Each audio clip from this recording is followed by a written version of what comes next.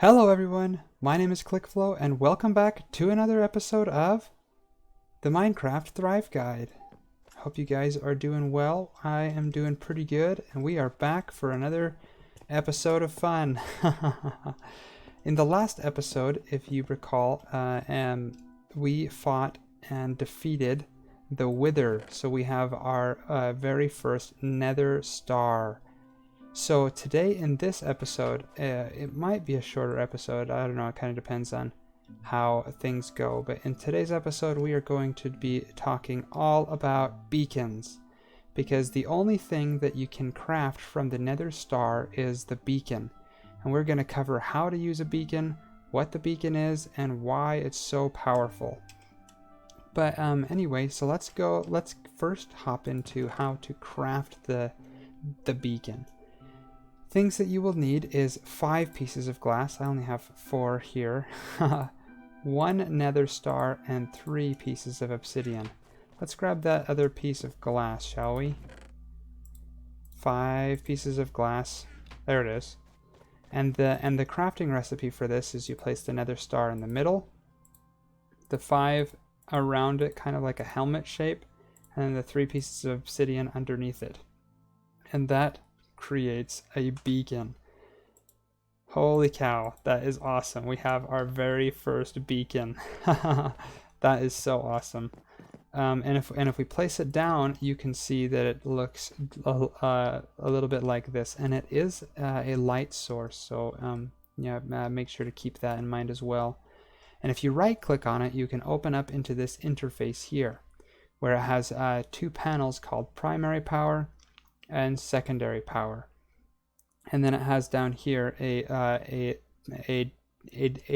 depiction of a netherite ingot, an emerald, a diamond, a gold ingot, and an iron ingot, and then a slot where you can place things in, and a check mark and an X. So we're going to go over a little bit how this works right now. As you can see, none of these things are available to toggle right now, and that is because although we have the beacon built, it needs to be powered. So, wow, that takes a long time to break. So to power a beacon, what we actually need is resource blocks, and we place the resource blocks underneath the beacon, kind of like a pyramid, and then it will provide a power source for the beacon to provide the effect for. Of course, you can use iron, you can use gold, you can use emerald, or you can use diamond or netherite. Diamond and netherite is a lot more difficult to obtain, however. And gold, although we do have a farm for it, does take a decent amount of time to amass a large amount of gold. But our iron farm has been pumping out so much iron. So we're going to take a few blocks of this and we're going to go play with it and have a little bit of fun. One of the things that you do need to keep in mind is that for the beacon to be activated, it needs to be open to the sky, which means it has to have no blocks above it except for transparent blocks. Thankfully for us, Bedrock acts or counts as a transparent block in the source code, so we are able to use the beacon in the nether as long as we have all of the blocks, all of the netherrack and stuff mined out from the beacon to the bedrock ceiling. So that is going to be extremely useful for us, since we're probably going to be using this mainly to do a lot of mining. Alright, so if we come out here, we can come out and see how we can set this guy up.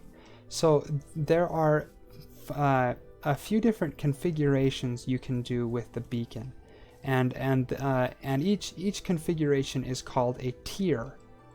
So if we place 9 blocks like this, and they do have to be resource blocks, they can't just be the resource ingots or entities, they have to be blocks, which is why diamond and netherite are going to be very difficult to get. But if we place down 9 blocks just like this and then place the beacon on top, you can see that that is activated, and now you can see why it's called a beacon. It shoots that beam straight up all the way to build height. So that is super cool. This is the first tier. So this is tier level 1, and as you can see, if we open it up, we have speed and haste, which are available to us in this primary power, and as you can see that the first tier of this is activated. We can also do it a little bit bigger, so I'm going to actually remove this and build tier level 2. Alright, so for the next one, we're going to come out 2 more blocks in this direction and 2 more blocks in this direction. And then we'll place that 9 blocks right on top, just as we had it before. And then we can place the beam right there. And this is tier level 2. So now we have speed, haste, resistance, and jump boost active. But we still don't have strength or this regeneration power here. Those come in when we do the next level. So let's continue to build this up onto tier level 3. So what I'm going to do is just to come around and place a ring of the resource blocks all the way around this guy.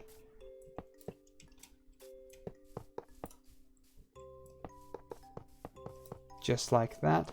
Then we can place another ring around this guy.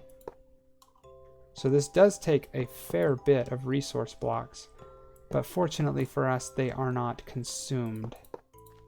And then right on the top, again, we'll place that same familiar 9x9 pattern, and then place the beacon on top. Now this is a tier 3.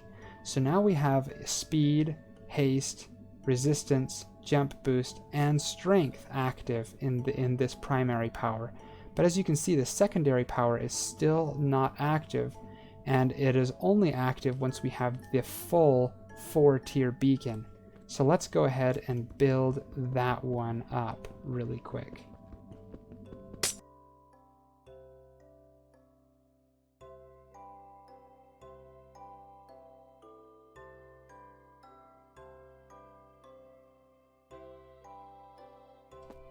And when we place the beacon in the middle, we have 1, 2, 3, 4 tiers with the beacon on top.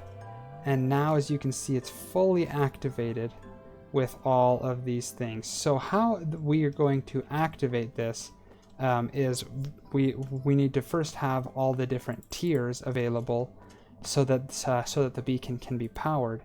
And then we're going to need to place one of these items into this slot as kind of like a sacrificial power source. So you could put netherite, emeralds, diamond, gold ingots, or iron ingots. And of course we have a bunch of iron, so I'm just going to put one of those in there right there. And then we can select what effects we want. We could do haste 1 and then haste 2, or so we can have a higher level of haste. Or we can choose speed and speed 2, or resistance and resistance 2, jump boost 2, strength 2, and so on. Or you can do a mix and have speed and regeneration, or resistance and regeneration, jump boost and regeneration, strength and regeneration, all of that fun stuff. Right now I'm going to put jump boost and jump boost 2 just to kind of test it out and see. I think that would be kind of fun. And we'll hit that check mark box, and you saw that was consumed by that, and now we have available jump boost. And look at how high we can jump. Holy cow. That is, so we think we can jump 2 full blocks.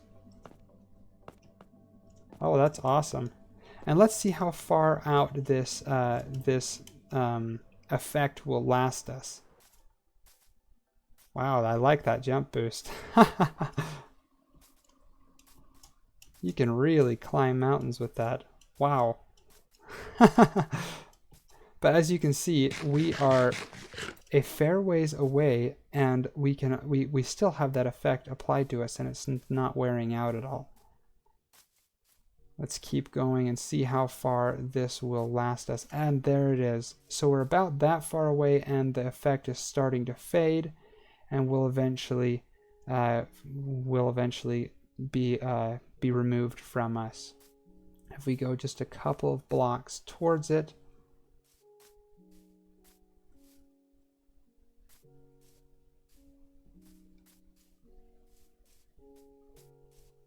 there it is. Now, so right on this block, from here until there, and in a spherical radius all the way around, actually in a cylindrical radius around, that is where this effect will be active. And this effect is cylindrical around the beacon beam. So basically, if you were to build this in the bottom of the world and then have the beacon go all the way up anywhere in that entire circular radius, from the bottom of the world to the top of the world, you would still have this effect applied to you. So it is over a really incredible distance where this effect can be applied. So you might ask, what if you wanted to change the effect? Well, the first thing you'd need to do is come in here and hit this X button. That would that just brings you out of the screen. Never mind. You don't want to hit that X button.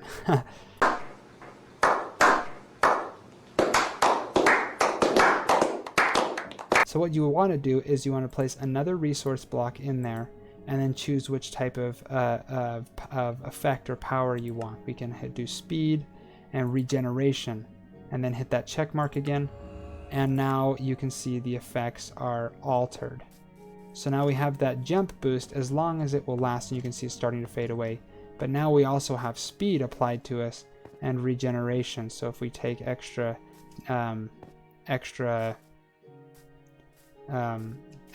like, don't nobody understand the words that are coming out of your mouth, man.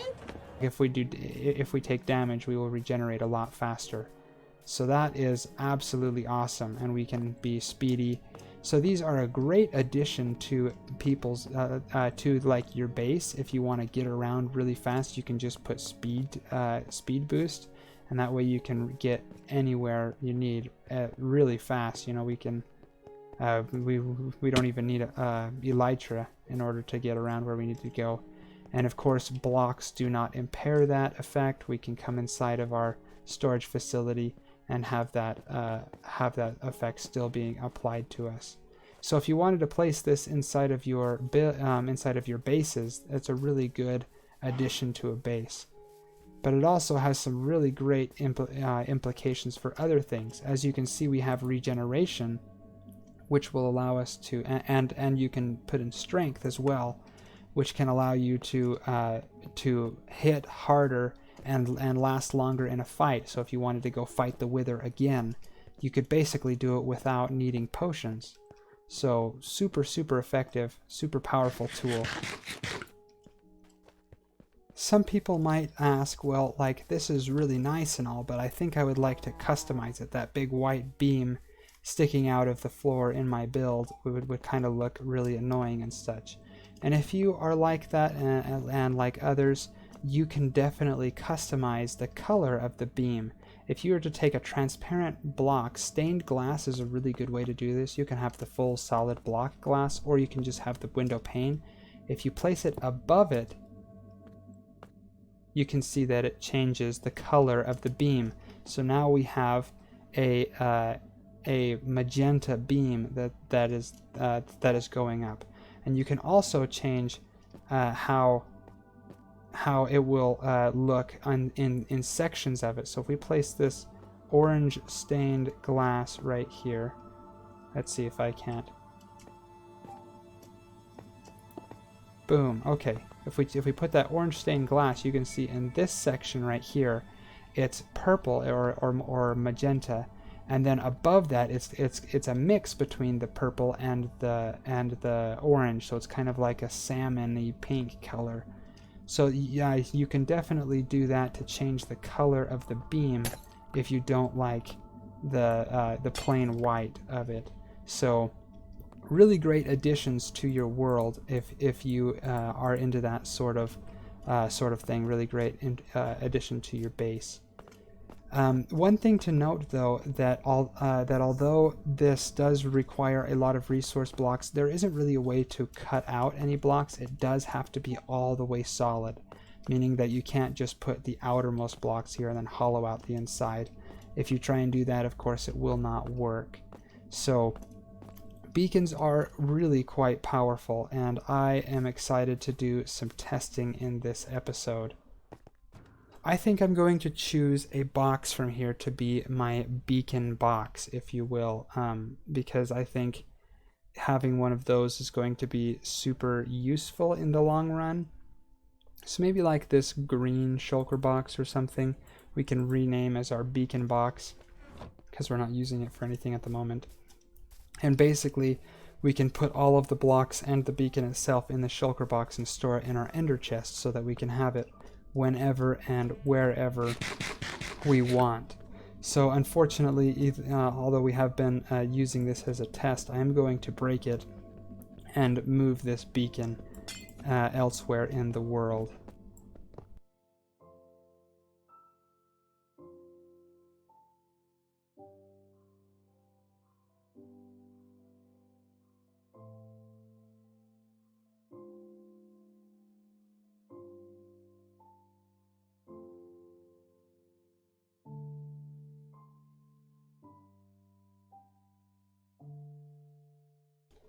So in total, if you want to do a complete 4-tiered beacon, you will need 2 stacks of resource blocks plus 36.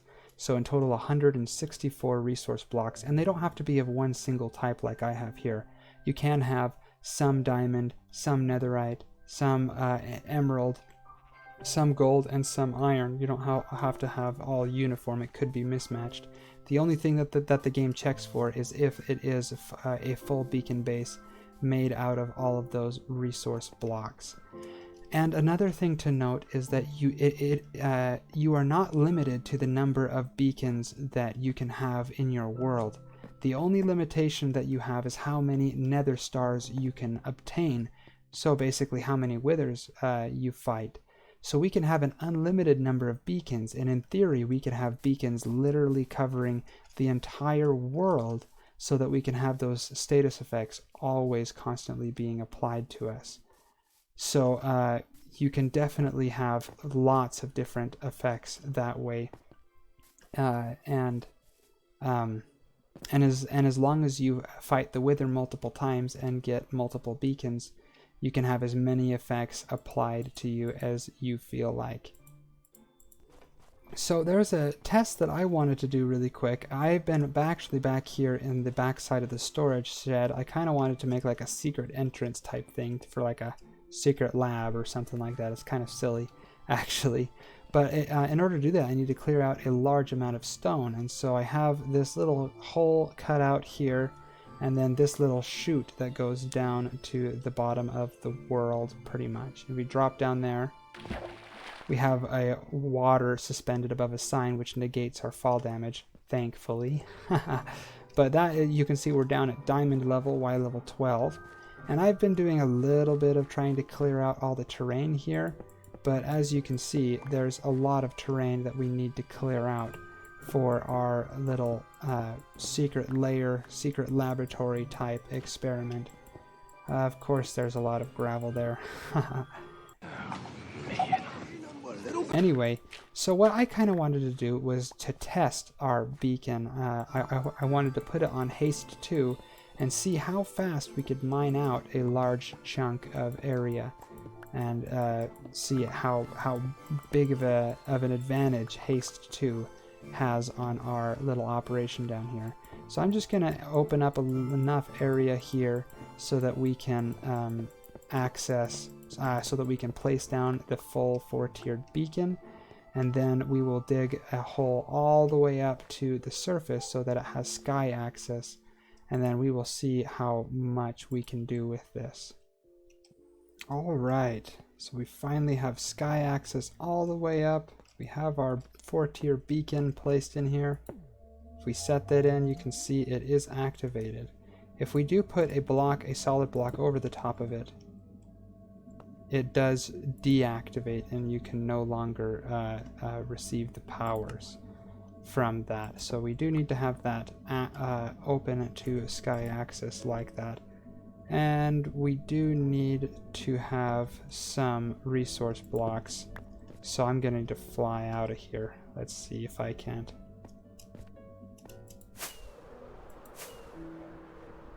Aha, we did it. Okay, perfect. Yes! That was awesome! Let's come over here to the house and grab a few more iron ingots so that we can activate the beacon, and then we can finally conduct our test. So it does take a bit to get it set up, but of course I've never actually really played with a beacon all that much, because whenever I've played in the past I've never had access to a beacon because I wasn't ever man enough to go fight the Wither. So you guys are helping me do hard things. Anyway, we can see that this beacon beam does go all the way up to sky to the build limit still, and then this hole drops all the way down with, but since we have elytra, of course we can just kind of glide on down this hole that we dug. Not a problem whatsoever. Fantastic. This might look really weird on YouTube. Awesome. Okay, we're back down here. Now I'm going to place one ingot in here. Then I'm going to select haste, haste 2, and then apply that effect. And as soon as we get that effect, now we can really see what kind of power this beacon has for us. Now that is what I'm talking about. Look at that. Holy cow, that is just insane.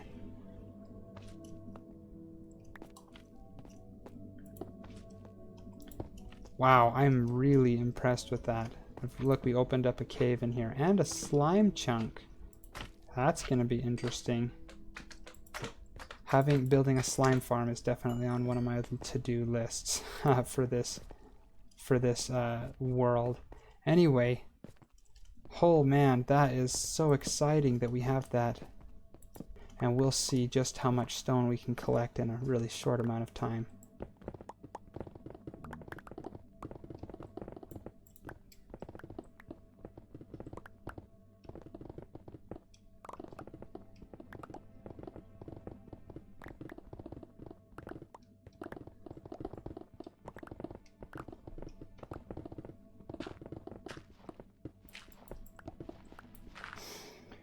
Wow, just a few seconds later our entire inventory is basically filled.